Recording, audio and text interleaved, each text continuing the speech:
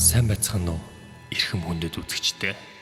Монголд болсон эвгүй явдлууд 48 дахь дугаар эхлэхэд бэлэн боллоо. Өнөөдөр бид шивээ говийг яагаад хүүрийн говь гэж нэрлэдэг талаар, хэрхэн муу муухай зүйлээс өөрсдийгөө хамгаалах талаар, мөн хуучны хамгийн алдартай түүхүүдийн хураангугаас ярилцуулна. Тухлан суугаад таалан сойрхно.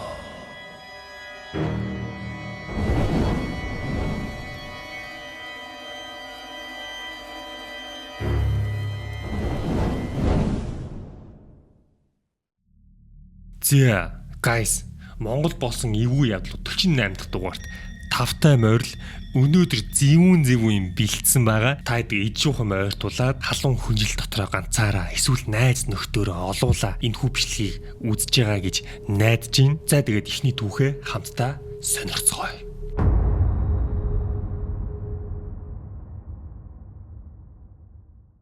За ихний түүх нэлээ их реакшн авсан. Ихний комментны ямар гоё ойлгомжтой цэцтэй бичсэн юм бэ.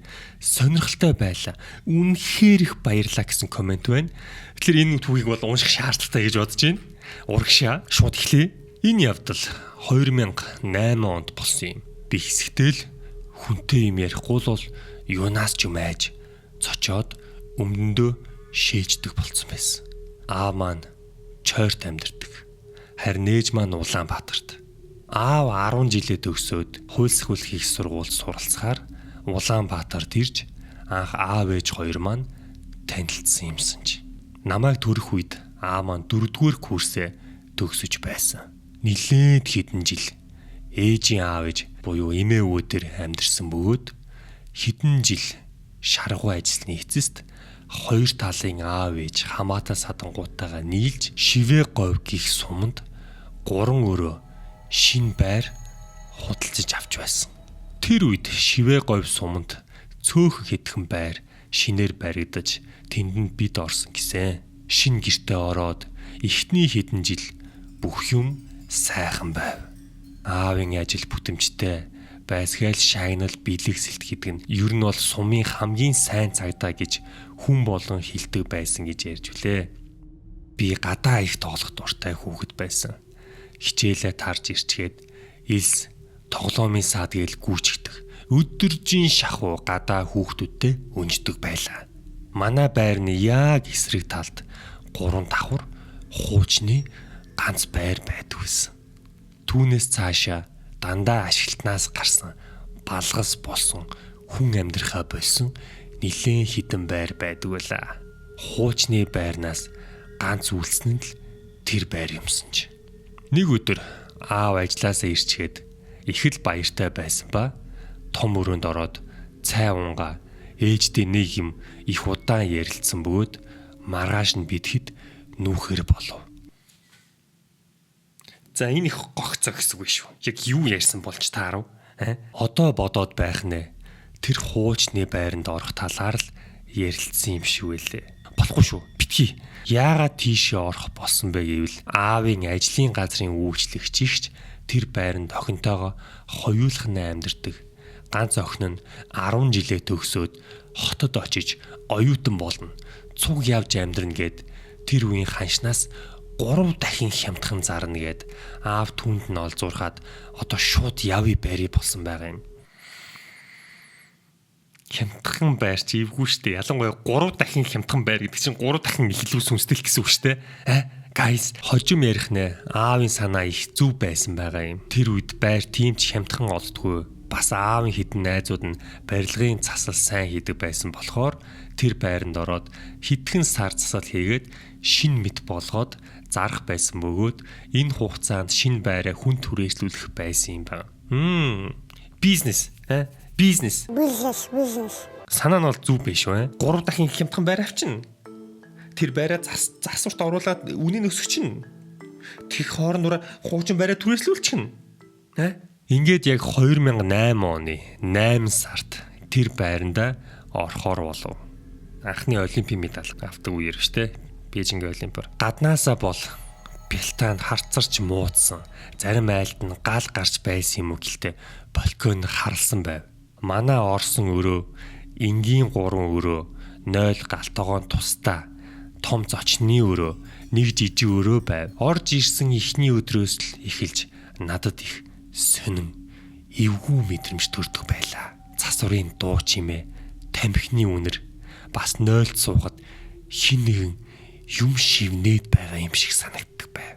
Сүүлдээ бүр ямар нэгэн хүн уйлаадж байгаа юм шиг сонсогдоод байхаар нь би хог хайдаг саунд шээж байгаад ээждээ загнуулж байсан. Ийгүүлэн те. Ер нь бол их сонин.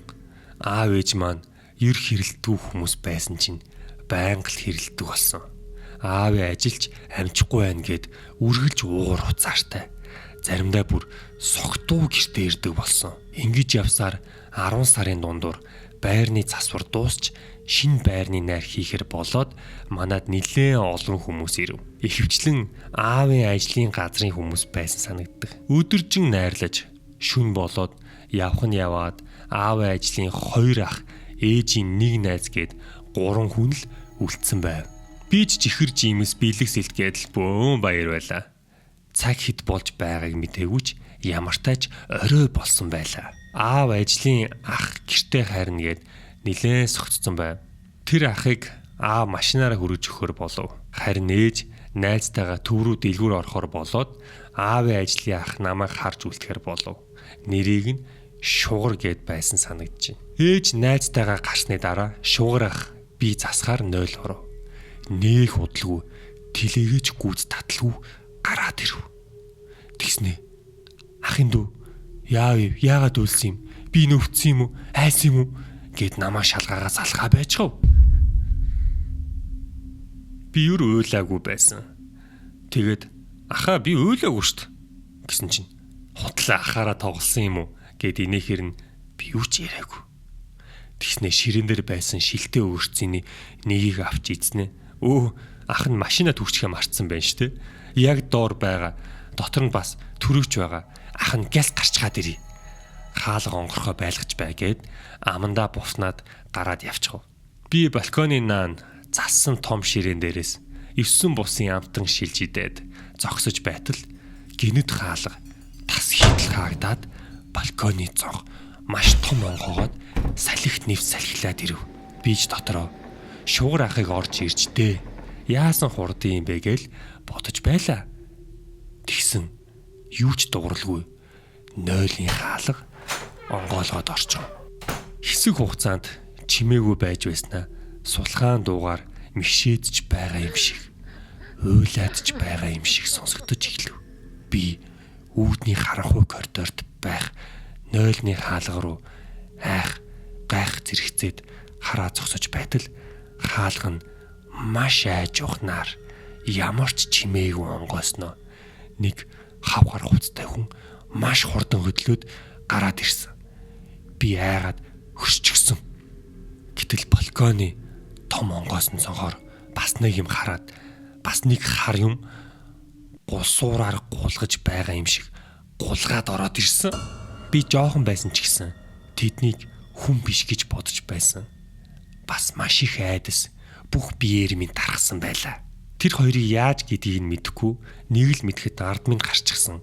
Угаалт дурны хажууд тавьсан байсан ус хийсэн түүхий будааг хоёр талаас нь яг л өсөж үхийн даваан дээр байсан юм шиг гараараа атгаад л идээд л байсан. Би уйлаад бол гэд орилоод байсан. Бас өмдөндөө шээдсэн байсан. Ягаад ч юм өрөөний шар гэрэл хүрэн болцсон юм шиг санагдаад эсвэл бүдгрээд унтрах гэж байгаа ламит бүдэг гэрэлтэй юм шиг санагдсан. Дааж тэрв царай нь бараг харагдахгүй.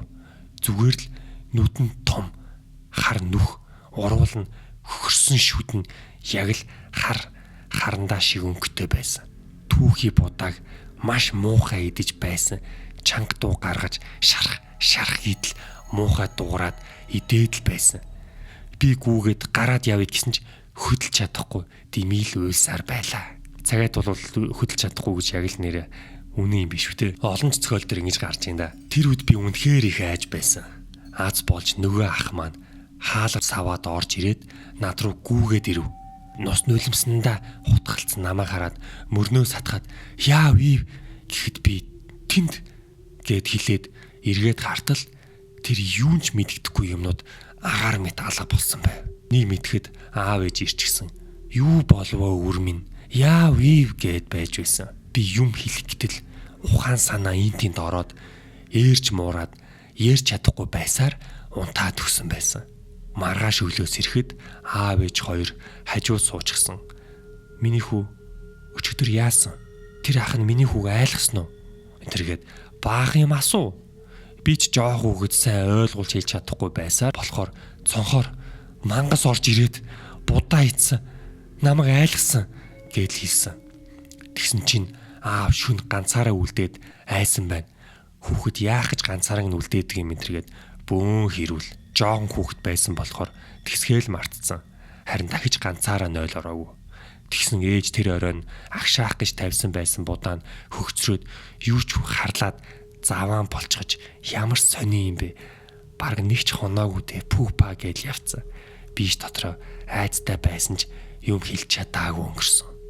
Ингээд хэд хоногийн дараа аав ажилласаа ирчгээд за маргааш хідүүлээ буцаад нүүнэ гэхэд би маш их баярлаж билээ. Ээж за тгий ашгүй хүүгэж хачин юм яриад тог усан ч байсгээл тасраад таалагдахгүй байна. Тэгээд орой аав зурагт үзээд том өрөөнд сууж байв. Би 2 будгийн голд ширээн доор машинаар тоглоод сууж байтал миний хүү хүрээдэр гэж галт тогооноос хэлэх шиг болов. Би юм бодлгүй гүүгээд очтол ээж биш өөр танихгүй хүн цаашаа хараа зогсож байв. Дотор пал хээл явцсан. Юу ч дууралгүй хөшцөн юм шиг зогсож байтал нөгөө хүн чинь гинэт над руу харснаа нэг тийм муухай дотор зүсэж байгаа юм шиг айц төрүүлэм муухай инээсэн. Бурхан минь үнэхээр муухай царайтай нүдэнд бол ердөөс харагдаагүй зүгээр л том нүх биеийн бүрсийсэн хар юм. Тэгээд над руу харж инээж байснаа халуун савтай цай аваад шидчихсэн. Би чарлаад л явцсан. Ээж нойлоос гарч ирээд аав том өрөөнөөс гүйж ирээд тэгэл би цаашаа нэг сайн санахгүй байна. Ямартай ч имлэгт ирчихсэн. Болт хийлгэж байсан. Түлэгдлээс санаж байгаа юм гэвэл баруун мөрний ясн гараад ирчихсэн байсан. Түлэгдэлтийн хувьд бол гайгүй өнгөрсөн. Жохон хүүхэд болохоор шарх сойрог гайгүй идгсэн. Харин имлгээс гарахад аав ээж хоёр маань бараг салах дээрээ тулцсан байсан. Ээж намайг аваад хот руу явсан. Харин аав тэндээ үлдсэн. Гэхдээ аав ээж хоёр маань салаагүй. Аав хэсэгтээ тэнд байгаад ажил нь бүтэмж муутай өөр ширнд ороод 2 байраа зараад ирсэн. Нөгөө бизнес санаа яач ба? Манайх дахиж тийшээгээ зүглээгүй. Тэрнээс хойш амьдрал буцаад хэвэн болсон. Нилээд хэдэн жилийн дараа сураг сонсоход манайх гарсны дараа 2 хүүтэй залуу хос тэр байранд орсон. Том нь 7 настай, бага нь 3 настай. Нэг өдөр том хүн гадаа тоглоомын саадан дээр уйлцсан сууж байсан гэсэн. Хүмүүс яав ив гэд асуувал тоглож байхад нь дүүн алга болчлоо гэд уйлаа сууж байсан гэсэн. Аавынх нь ах гих тэнд түцэнд суудаг байсан залуу энэ талаар мэдээд хүүдээр явж очтол дүү алга болчлоо. Би зөндөө хайгаад олсонгүй гэж хэлсэн гэсэн. Тэгээд ах нь ирэл хайгуул болоод ээж аав нь орилж хашгирч гүүгээд сүйд майд болж байтал хідэн жоохон хүүхдүүд гүүхээрээ ирээд галсангийн дүү тэнд дээр байна гэв. Хаана байна гэд нөгөө хүүхдүүдийг дагаад санаралтаад яваад очтол хамгийн хойг талын балгас болсон байрны дээвэр дээр цогсож байсан гэсэн. Сумын хүмүүс цугласан. Бүгдээрээ ойролдоод ээж нь уйлж чарлаад доор нь хэсэг залуус зузаан хевс шиг юм татаж байраад зогсцсон. Аав нь ахтайгаа цуг дээшээ гарсан байгаа юм. Ганц ч зогсолгүй гүүсээр дээшээ гартал аз болж хүүхэд нь зогсож байсан гэсэн. Тэгээд хүүгээ бариад авсан байгаа юм. Тэгээд миний хүү яаж тийшээ гарсан юм? Дахиж тэгж болохгүй гэл уйлан дуугарч хүүдээ хилтэл хүүн юу ч ярилгүй чимээгүй л байсан гэсэн. Хүмүүс тарцгаагаад чимээ шуугаач намдаад аав нь хүүгээ тэрврээд гэртээ харихаар явж байтал нөгөөх жоохон хүү намайг нэг ахынд авч ирсэн. Гиснээс өөр юм яриаггүй гэж аав ярьж өгч билээ. Ер нь л их л эвгүй газар байсан да. Шивээ говийг хуучин хүүрийн говь гэдэг байсан гэлцдэг. Яагаад тэгдэг байсныг хөрцүүл мэдэх байх гэж байна.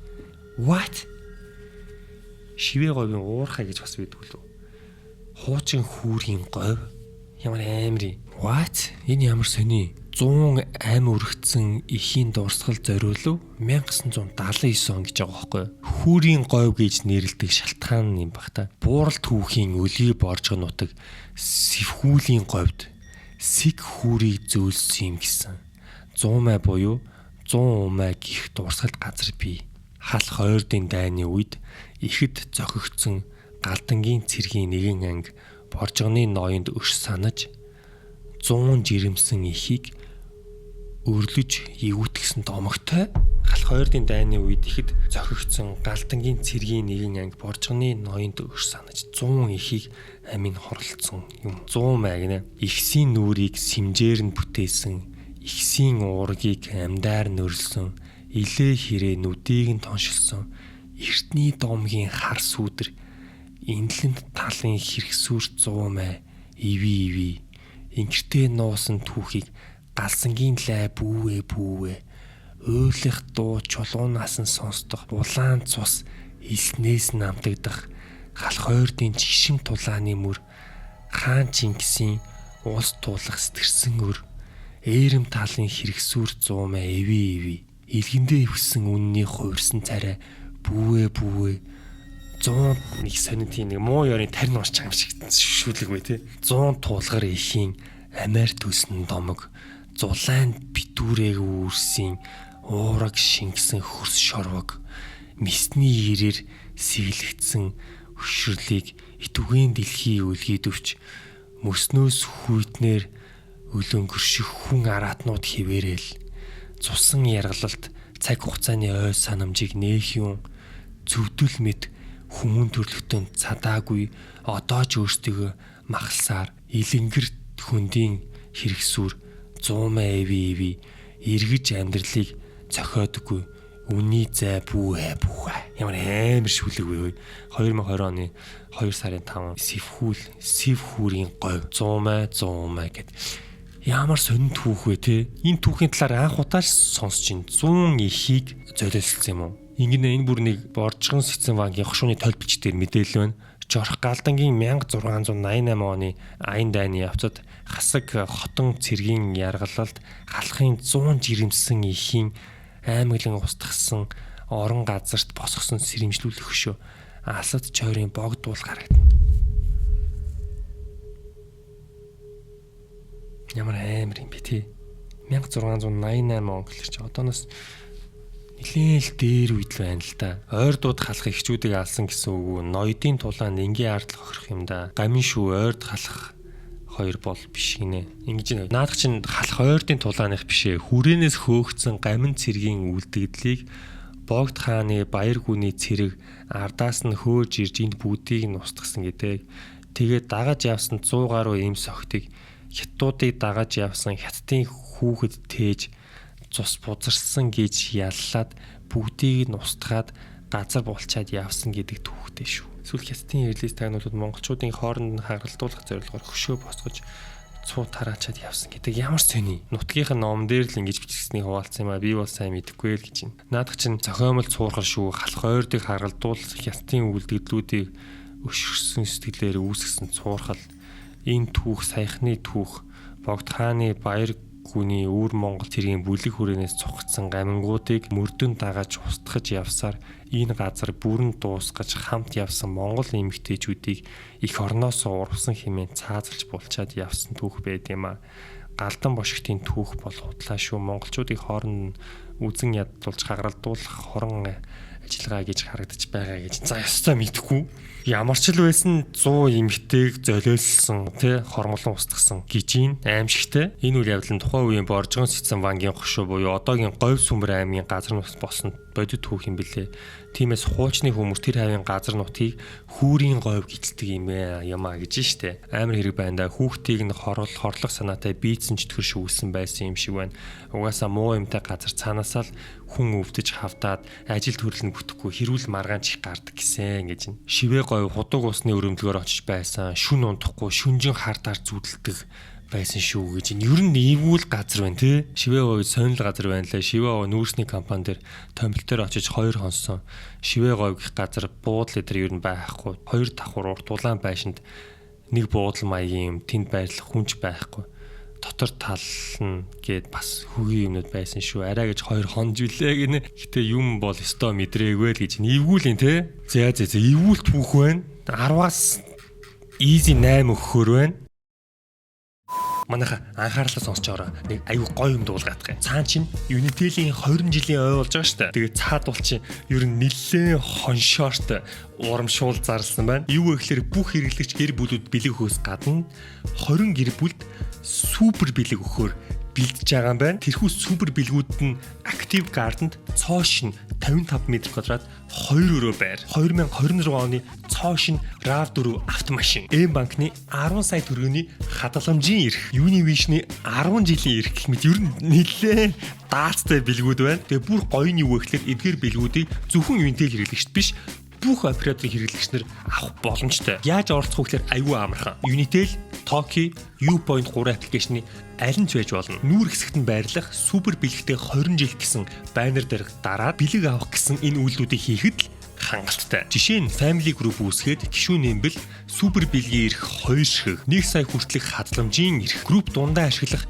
5 ГБ датаг шууд авах боломжтой. Хамгийн гол нь эдгээр үйлдэлүүдийг хийхэд ямар ч төлбөр төлөх шаардлагагүй. Гайхалтай биш гэж үү? Энэхүү 20 супер бэлгийн эзэдийг 2 хуваагаад 2 удаагийн шууд амжуулалтаар 10-10-аар нь тодруулна. Эхний 10 супер бэлгийн эзэдийг 6 сарын 20-нд боловсрал сууг телевиз болон Unitel-ийн албан ёсны Facebook хуудасаар шууд амжуулна. Тэгээд эхний лайваар нь RAV4 автомашины 1 гэр бүл, 10 саяын М-банкны хадгаламжийн эрхийг 4 гэр бүл, Univision-ы 10 жилийн эрхийг 5 гэр бүлд тодруулж өгнө. Харин дараагийн 10 супер бэлэгтэй лайв нь 8 сарын 1-нд тодорхой байгаа шүү. Тэгэхээр 8 сарын 1-нд нэг Монгол гэр бүл цоош нь 2 өрөө байртай болно гэсэн. За тэгээд та бүхэн урамшуулалтаа идэвхтэй оролцоороо дэлгэрэнгүй мэдээллийг доор тавьчихъя. Тэгээд одоо бичлэг рүү эргээд орцгоё.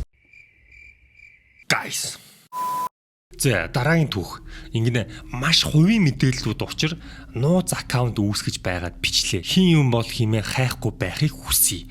За нэрээ хүртэл хуурамч хай гэд моорны зургаар өгсөн байна. Энэ бол нэлээд үнэн болж таарлаа. За тэрхүү хувийн мэдээллүүдийг хамтдаа харцгаая. Дотны хүн минь хүний гарт өнгөрөөд сэтгэл санаа хямарсан амар явдал болсны дараахан арай тайвширч байсан үед гэх юм уу да. Найз залуутайгаа тогоо шанагны асуудлаас болж хэрэлдээд салах болвоо. Би ч хямарсан амтан араас нь хэд хоног мессеж бичиж уушлал чин стрессээ гуйгаад хүлээгээд хэд хоног эзгүй ганцаараа хоног. Сүүлдээ сэтгэл шулуудаад ямар араас нь зууралтай биш тайван орхидоо гэд үлдээчихсэн. Харин шүн болгон аимшигтай биш ч байнга л талигаа чиг зүүдлэн. Байнга л түүнтэй холбоотой зүүднүүд заримдаа бүр даруулна. Гэхдээ талигааж биш ч юм шиг мөн ч юм шиг их сонин. Би өөрөө ч ойлгодоггүй гинэ. Нөгөө сайн дотны хүний гарт яатсан штэ тэр хүнээ л яриад байна. Нэг өдөр гэрийнхээ том өрөөнд гэрлээ асаагаад унтаж байлаа. Би нохоотойгоо ганцаараа л амьдэрдэг болчихсон. Гэтэл манай гэрийн галтойгоо том өрөөтэй залгаа юм л да. Яг л галтогооноос хідэн хүмүүс хоорондоо ярилцаад хуралдаад байна. Би зүүдлээгүй даруулж байгаа юм. Ихэнхдээ даруулахдаа хөдөлгөөнгүй амьсгаагаад хүжээд хүсэн юм шиг болдог. Учир нь ойр хавийн юмда мэддэхгүй байж байгаад сэрчий гэсэн санаатай. Гэтэл энэ удаад яалч хүзүүгээр годоогоод харчихлаа. Урд нь маш олон удаагийн даруулж байсан туршлагаас даруулж байхдаа хөнгөн хөдөлгөөн хийж сурсан байсан нэ. Пүх даруулсараагаад бүр ингээд хөдөлгөөн хийж сурсараагаад хөдөлдөг болсон юм уу баг. Ер нь бол даруулж хөдөлж болдгоо гэж ярьдаг те. Гэтэл 10-аас олон хар юм галтгооны ширээн дээр бүхчихсэн нэг намайг анзаарсан бололтой. Энэ сонсоод байна.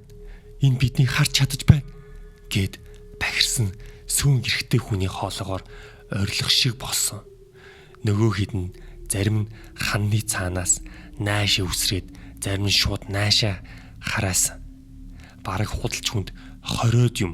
Пүү юу юм бэ? Сүнсний улсын их хурл юм хайшаа. Би гяс биендээ байралтаа орох гэж ухс хийгээд арай амжилгүй нөгөө хитэн нүүглсэн хар юмнууд намайг биенээсээ илүү гарсан хэсэг бүрээс минь чимхэж зулгааж хумсалж өвдөлт нь бүр мэдрэгдээд байсан хамгийн амар баахан юмнууд хамт орилдоод тэрэн дундаас нэг нь битгий тавиараа наадахаа оруулж болохгүй шүү. Гялц хурдлаадах. Одоо дотроос нь гялц суглаад ав гэд орилоод байсан. Маш тод сонсогдоод л би тэр үед нохоо сэрээч гэж их гуйж байсан. Нохоо минь л босоод хүрээд ирвэл аврагдах гээд байгаа юм шиг. Тэгсэн харин нохоо маань босоод наашаа алхахад би хөлний чимээнд нь сэрээд учиргүй баярлаж нохоогоо тэрч аваад нохоондоо нулимсаа арчаад л уйлаад байсан. Зүүд хагас зүүдэл байсан юм шүү те. Тэр зүүд байгаагүй гэдгийг би биеэрээ мэдэрсэн. Би үхтлээ айсан. Нохоо минь л намайг тийм харанхуй ганцаардмал шөнөөр тайвшруулж байгаа нь тэр. Зүүд биш л нэг юм хідэн өмнөх түүхтэр гарсан нэг хар юмнууд юм шүү. Үүнээс хэд хоногийн дараа найз залуу минь өөрөө хүрээд ирсэн.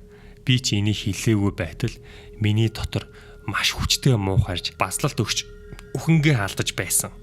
Гэтэл жирэмсэн болчихжээ. Яаж юм бүү мэд. Салхаас өмнө бүтээсэн байж магадгүй л дээ. Гэвч бараг л боломжгүй нөхцөлд эмчид үзүүлсэн аль хэдийн сар болчихсон. Бид хоёр бүр толгоогоо байрж идэж яахаа мэдэхгүй баахан сандарсан. Нөх удалгүй цус болоод гарчихсан. Маш их өвдсөн. Би энэний талаар хин нэгд хэлийгээд яаж хэлэх учраа мэддэггүй. Маш эмзэглсэн. Одоо хүртэл бодож гайхдаг. Одоо би найз залуутайгаа тайван амьдарч байгаа. Хаяа тэрмийн намайг тайтаргуулдаг. Харгалах байдлаасаа иймэрхүү олон юмнууд л байсан. Миний хаяа бодож эмзэглдэг сэдв тул сорилгүй бол алгасаарай. Зөвхөн сайн сайхан юм хэлээрээ гэж юм. Яагаад ч юм нэг л бод яг л болсон түүхэл гэж сонсогдоод байгаа юм. Тэгээ юу гэсэн одоо энэ чөтгөрүүд дотор нь хүүхд хийцэн гэсэн үг. Ямар нэг юм дотор нь хийцэн гэсэн үг. Би гяс биендээ байрлалтаа орох гэж ухс хийгээд арай амжихгүй нөгөө хідэн нүүглсэн хар юмнууд намайг биенээсээ илүү гарсан хэсэг бүрээс минь чимхэж зулгааж хумсалж өвдөлт нь бүр мэдэгдэж байсан хамгийн амар. Битгий тавиараа наадгаа оруулж болохгүй шүү. Гяс хурдлаадах. Одоо дотроос нь гяс суглаад аав гээл. Дотор нь юм хийгээд зүйл суглаадсан юм шүү. Сүнсэнд харуулсан хүмүүс нэлээ их юм битсэн байна. Би нэг хэсэг маш ойрхон сүнсэнд харуулдаг байсан. Хүмүүст хэлэхээр итгэдэггүй л юм хамгийн анх даруулаад зүгээр л юу нь мэддэхгүй амар урт үстэй юм байсан. Хоёр дахь нь яг нөгөө урт үстэй юм чинь дээр дарчгаад хажууд болохоор нэг жаахан охин хоошоо хараа суучихсан. Гэхдээ чи намайг танихгүй байгаа юм уу? Би чиний найз штэ гэж хэлсэн. Гурав дахь нь яг зүүдэндээ хүнсний хойрын тэндээс нэг ногоон урт палаачтай хүүхэн миний урдаас алхаж ирж байгааг хараад л би дотроо шууд сүнс гэдгийг нь мэдэрсэн. Яана одоо ингээл дарууллаа та гэд нүдэ нээтэл миний орны толгоон дээр яг тэр хүүхэн суучихсан. Миний дээрээс харж байсан да. Энээс хойш огт даруулаагүй. Сүүлд нь бодоод байхад тэр үед уулздаг байсан залуу жаахан муу энергитэй байсан баха.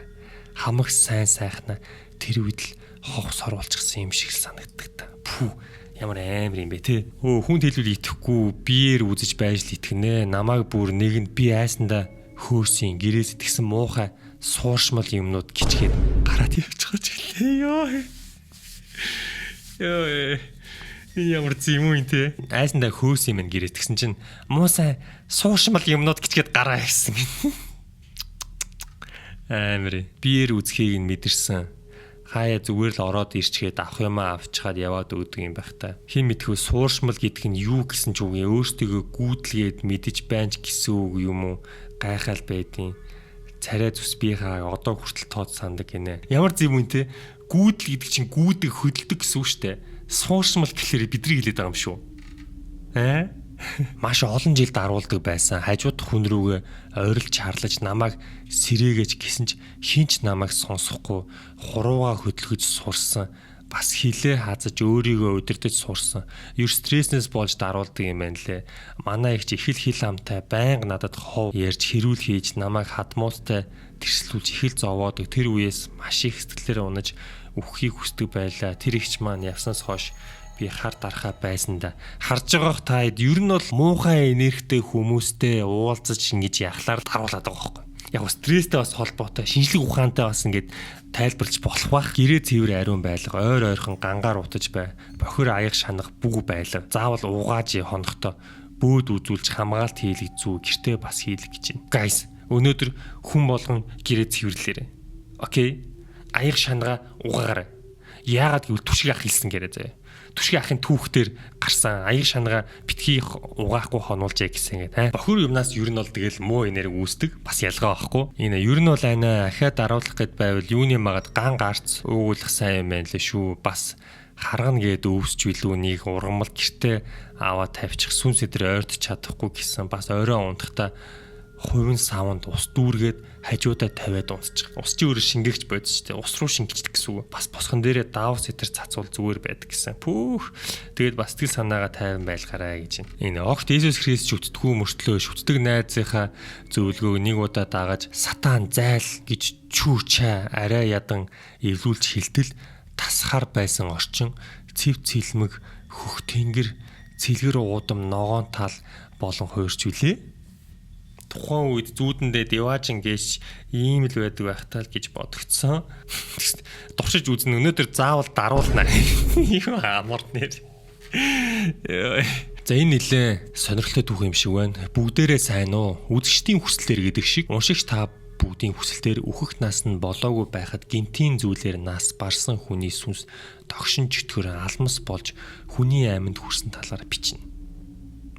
Айгу албан ёсны сонсогч чинь. Окей. Хэдэн жилийн өмнө манай нэг үеэл охин насаар настай чацуу их даруухан дөлгөө охин байж билээ. Оёдлын анги төгсөөд нэг оёдлын үйлдвэрт ажилладаг байсан юм.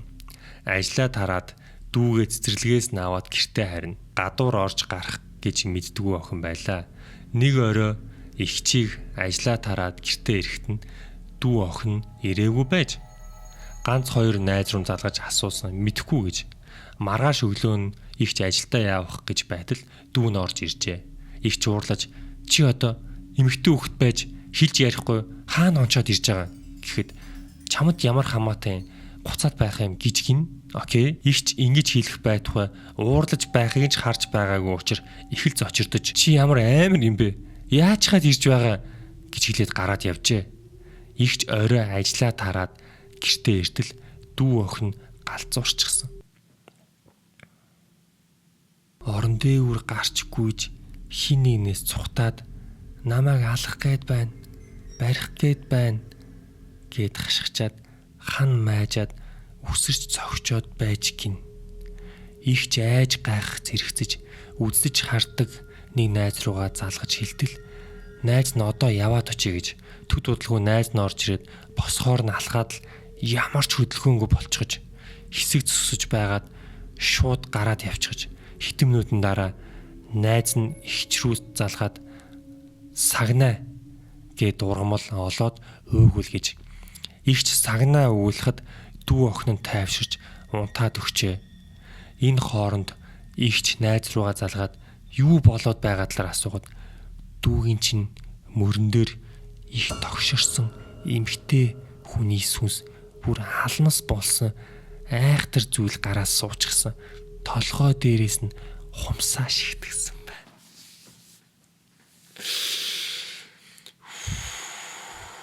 Бид үүний төлөөл бидэнд тохиолдсон явдлуудыг уншдаг. Guys.